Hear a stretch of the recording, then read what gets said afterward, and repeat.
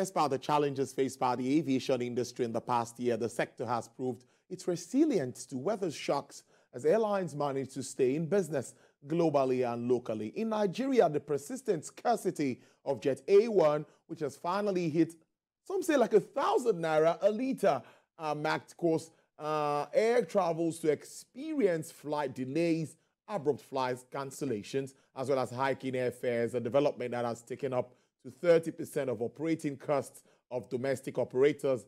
In light of unprecedented challenges, International Air Transport Association, IATA, has projected a return to profitability for the global airline industry in 2023 as airlines continue to cut losses stemming from the effects of COVID-19 pandemic to their businesses. Well, let's put this into proper perspective, and I have the right person in the house to talk about this. He is the managing partner at Aviation Support Services Limited, Mr. Tayo Ojuri. Mr. Ojuri, good to see you. Happy New Year. Happy New Year to you too. Yes, but we are starting on this same note. We talked about this sometime last year. It was still about 700, 800 naira per litre then, and now it's almost 1,000 naira, like some would say.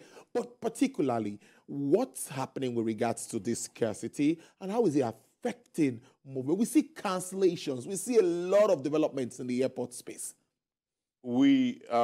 Aviation is not an island. We are part of the global ecosystem, and bring it home, we're part of the Nigerian fiscal ecosystem. Aviation, Jet A1 is deregularized. Yeah. That means the individual players go to source their forex to go and purchase this foreign Jet A1. By sourcing their forex, they have to buy at prevailing part of the market. By the time they bring this into Nigeria, by the time it lands, by the time the logistic cost, it's gone up to about 1,000 naira per litre. That affects the cost at the end user, which is the airline. And it affects that you have to snowballs into the cost of the ticket. And you're looking at the base fare of the ticket, just domestic tickets, about 70,000 naira per route. So if you're returning, you're looking at about 200,000 naira with all the taxes added to it. So it's actually affecting the cost of traveling. It's affecting the people that need to travel. It's affecting lots of economy. And the fact that aviation has to be the economic catalyst for us to grow within Nigeria. So the way it looks now, we are stuck here because it's been deregulated. We just have to continue this way. Is there anything government... I think there was a time they wanted to be an intervention. Well, is there more government can do? Is there any more you think government can do to help the airlines? Before we move on.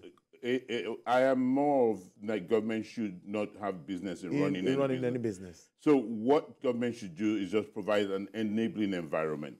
What they have, yes, they actually offered fixing the prices at a certain amount for about 3 months. That it didn't work. Or either flip the coin with the 3 months passed so fast. And then after there was the option of let's set up refineries for airlines. Airlines are still grappling with the issues and the realities of running an airline itself, talk less of running a Jet A1 refinery. And we have a series and examples of that was done by Delta and United in the United States way back. We've seen that that does not work well. What we should have worked well is actually edging your fuel for a year or for a certain number of time, so that you know what the time of your cost of operations and putting money towards the fuel operator, so that you have a fixed cost of fuel, which is about 40% of your operations. And that helps you to actually fix your operations and stabilize your operation. But does the airline, average Nigerian airline, do they have that kind of money to invest and put to the airlines, to the Jet A1 operators, to stabilize that price? I doubt it at this time. That's a serious one. Also, we're all waiting for the Nigerian Air to be launched. A lot of expectations. Yes, I see that smile, but yes, I was going to talk about that. And we see that, no, the AON, that's the Airline Operators of Nigeria, are saying, no, this is not going to happen. So I think they're in court and all of that. But some still argue that there are a lot of positives in allowing this become functional. Are you thinking along that line? Personal opinion, no. Okay. I do not believe. Again, it's the model. Okay. Is good. Yeah, 5% government, 5%. The rest of it between stakeholders, i.e. Ethiopian Airlines, MRS, CFAX, and the other foreign fund. Yeah. So you see all those stakeholders. The challenge was the transparency, the stakeholder awareness program. All the process was actually was skewed in that process. So that's where the challenge, where it's now processed. We have about 5 months for this regime, or this administration actually, I beg your pardon, to actually leave. And so that 5 months is not enough time with the legal battles in court for this the Air Nigeria project. It's not enough time for that project for that airline to take off. Because you see, you have to take out the airline, you have to look at the aircrafts, lease agreements, setting up. I'm sure they would have started all that process, but setting up all the administrative costs process, all the operational process, all the orientational process, so that you're building a culture of a viable, sustainable, commercially viable airline from day one, rather than seeing it as just a Nigerian airline. And when it comes into play, how well will this airline work with other airlines, or whether I think that is where the challenge is. Where the challenge Are they going to be more favored? Are they going to be having some opportunities that others will not have? I think that is where the issue is. That is the bottom line, and that is the bottleneck we're facing at this time. And since it's in court, like we all know, we'll let the courts, we'll let this go through the court process. It will move back from February to January 16th. Because of the importance of that issue. Yes, the importance of the issue. So with January 16th, by end of days, January 16th, we'll let the legal luminaries actually decide what way forward. So let's allow that slide, right? Yes. All right, let's move on. But there's still a roadmap for the aviation sector, which I think the minister has been working through, and part of it is the establishment of a national carrier, concession of some airports and all of that. What are the major activities for you in 2022, if you could identify some of them in the sector? Well, the concessioning is way needed. It's supposed to have started, like we say in Nigeria, yesterday. We need the airports to be we've actually talked about Nigeria being the hub over the years. The hub, we're strategically located geographically within the heart of Africa. 6 hours down, 6 hours down, we're in the southern part of Africa. 6 hours up, we're already in Europe. And with Nigeria, West being the driver, with about 600 million people within the sub-region, it's actually sets a set opportunity for us to be the hub. So now with us having that opportunity, natural trajectory to have the hub in Nigeria, what we should be doing is just now set that opportunity to reality. Unfortunately, we've not been able to achieve that. Yes, we've had lots of that's actually in court as well. But we've actually the first bidders, the first round, they have people that companies that have bidded and they've announced it. So that's actually in court as well. So will that see the light of the day before the end of this administration? It's another question to be answered in the courts. So, go ahead. So what does that leave us with in the aviation sector? It leaves us with us being in a bit of a headwind before the end of this administration. And with that headwind, it does not augur well, because we're still dealing with Jet A1 issues that we mentioned earlier. We're dealing with Forex issues. We don't have the preferential rates that we're supposed to have for training of the staff, for buying of spare parts, and for operational operations of the airline. So we're dealing with that. So hopefully we think at the end of elections, we're going to have a leadway of what is the way forward in 2023, because the challenges there's a myriad of challenges, and they're so obvious that we know what the challenges are in 2022. We've highlighted them, but what is the way forward in 2023? The way forward is we need a very driven policy statement that says, yes, aviation will be, this is the roadmap to aviation, and these are the steps, significant steps that we're going to take to actually achieve those goals within a set time frame, so that we actually are not just in rhetoric mode, but we actually having some traction in the sector. Maintenance, repair, and overall incentives is one of those things that they also talked about. And for me, I think that would help us retain FX if that happens. Are we doing well along that line? What are we doing along that line in Nigeria? If you actually, I like data and I like apples and apples. Are we doing well in comparison to the last year? Okay. Or are we doing well in comparison to other countries? Yeah, I think let's look at what happened last year. Are we making progress in Nigeria with regards to making our maintenance and repairs be in country? We are not where we should be, but we have had some MROs that maintenance, repair, overhaul companies that have started. Wow. Yes, they have some that have started, but what number of maintenance and what level actually of maintenance are they able to do in country? It's still a minuscule of what is able to be done within Nigeria because of capacity, human capacity, equipment, and just the technicalities that is involved. And again, you have to ensure that you have the market, because you find out that, look at the whole fleet of the Nigerian domestic airlines. The fleet is not a lot.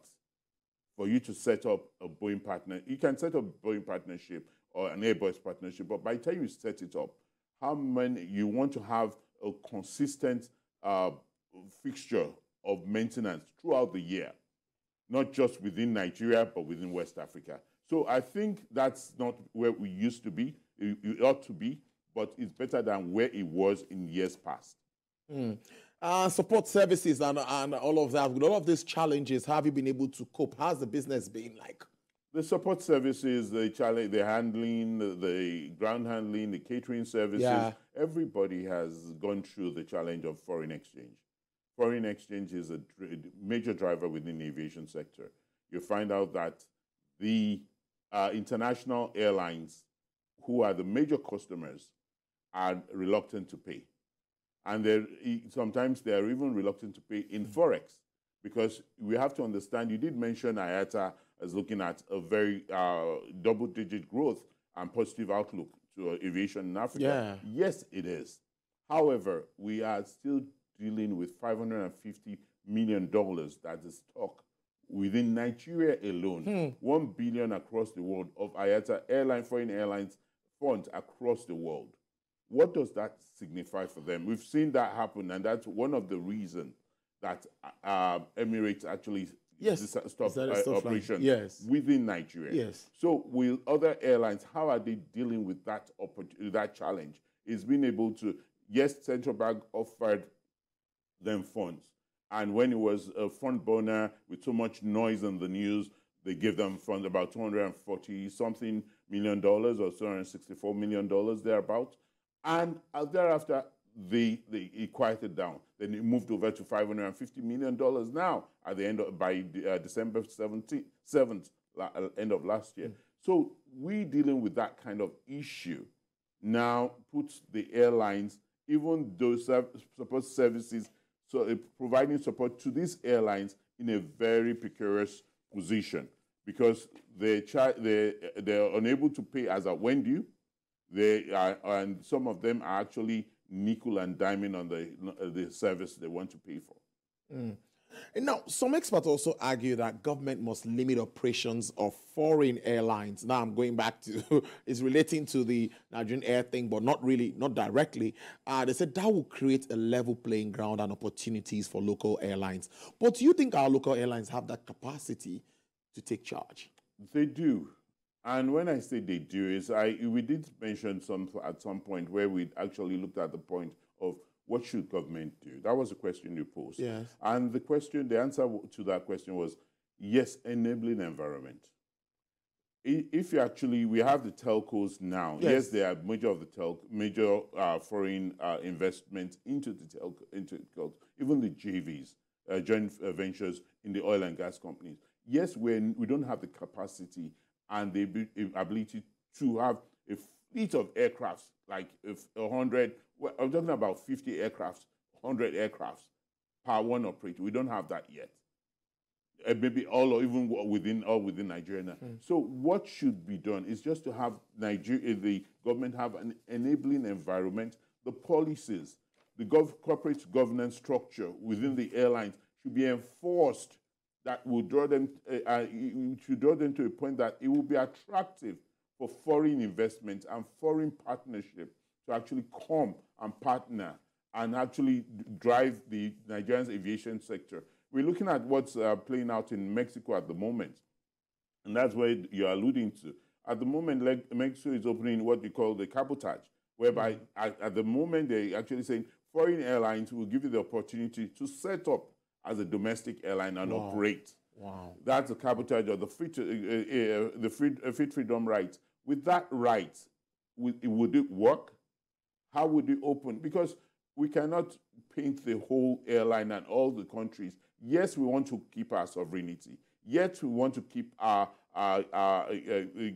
what we own there as Nigeria. But the partnership to grow fast as an airline, we need that as within the aviation sector. We need to be one global company. Those partnerships which we seed with, we can actually allude to with the foreign airlines would help us grow to where we need to be in 5 years, because we have the population. We've seen actually. We do. Again, I always use the Indian example. India has the population. They didn't have the airline. Now they have Singapore, there's Tata, there's Tiger Air. There's a lot of airlines that came in with partnership with foreign airlines and foreign investors, and that actually helped build the aviation sector to different models within India. Are you optimistic that, we predicted 2023, but with all of these challenges, what is your outlook? What are you looking at moving on with regards to this very important sector? Now with that crystal ball, election is a game changer for us. Yes, it is. It's a big game changer. We don't know where it's going to swing. I don't see it in the crystal ball either. So after elections, we would actually have to come and reevaluate this question and based on that. So with that said, then we'll be able to say, yes, this is what the possible lines are. But Jet A1, foreign exchange, is still a major impediment to the growth of the aviation sector in Nigeria. Interesting conversation as usual. It's our first chat in the year. Thank you so much, Managing Partner, Aglo Aviation Support Services Limited, Mr. Tayo Ojuri. Thank you so much. I will follow up on this, of course. I would have a chat again to know what the projections are and what you expect. Do enjoy the rest of your day. It's a pleasure to be here always. All right.